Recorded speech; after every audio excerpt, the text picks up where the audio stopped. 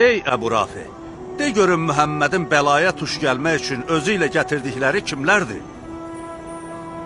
O sağ tərəfindəki kişi, onun kürəkəni və canişini Əli ibn Əbi Talibdir. Əli?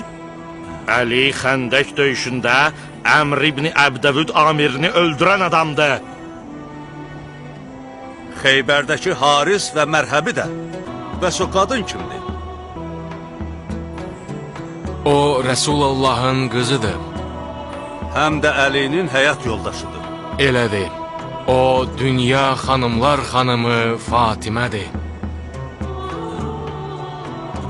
Bizim fikirləşdiklərimiz düz çıxmadı, ey Həb. Muhammed qoşunu ilə gəlmədi.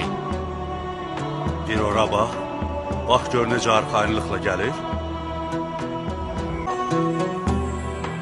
Görürsən, ey Həb. O bizlə mübahilə eləmək üçün öz ailəsini gətirib. Əgər Muhammed öz dediklərində doğru olmasaydı, mübahilə üçün bizi buradan çox uzaq yerə çağırardı. Mənim gördüyüm bu əllər dua eləməyə qalxarsa, ey Həb, dağları da yerindən oynadar.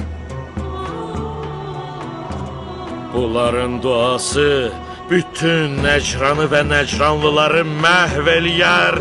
Tez ol Aqib, tez göd onu dua eləməyə qoyma ki, axırı pis olar. Ona de ki, bizə qarğış eləməsin. De ona nifrin tökməsin. Dayan ey Mühəmməd, bizə qarğış eləmə, nifrin tökmə.